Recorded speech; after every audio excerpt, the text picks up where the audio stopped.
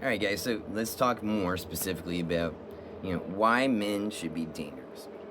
You know, if you're going to ask somebody what it means to be a man, a lot of things might come to mind. Okay, they might say, "Oh, beer drinker." Yeah, I don't know. They might talk about a lot of things. Wait, what do you? Facial hair, mustache, whatever.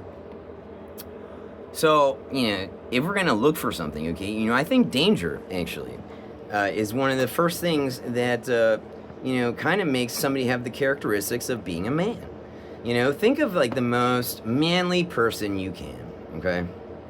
Well, I mean, Jesus, I think, was very manly, and it has a great, precedence, archetype, and sets a great standard for being a man. He talks a lot about compassion. He talks a lot about this and that. And you know what? I think Jesus might actually be guilty of being quite dangerous. I do not know. Okay, I would think that maybe that's a possibility. But you know what? The Christ they had before Jesus, David. Okay, I don't mean to offend anybody, but yes, they called David the Christ. Okay, the anointed one is what actually Christ means, right, to Jews. And so during the Davidic kingdom, okay, yeah, David is a great example of what I think a man looks like. He first of all, slew, okay, Goliath, okay, with a sling, okay. So David didn't have a whole bunch of muscles. He didn't have a whole bunch of this and that. But you know what? You could put him anywhere on the earth, and as long as he has this little leather thing, he can kill like an 8-foot giant with a gigantic sword and armor, or a spear. Sorry, or he had a sword too. I can't remember. Anyways, guys, yeah. So that's pretty crazy, man. And to point out, David actually was the warrior king, right? So yeah, when he told Israel to go into battle, he would go with them, man. He would stand in front of them and talk to them, and then he would take his sword and he would go in there and cut down whoever it was that was raping, killing, or slaughtering Israelites, right? Okay, man. So, man, that's pretty dangerous.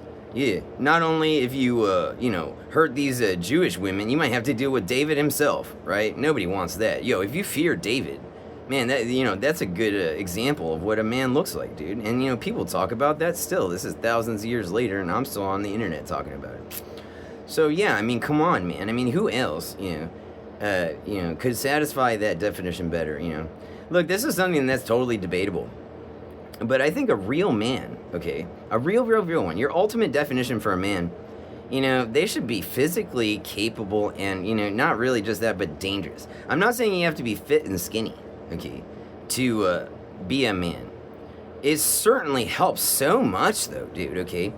Because you know what? You're not sending your son, if you're the leader of your family, or your wife the message, it's okay not to care about your body, okay? And, also that you're kind of slow going into battle.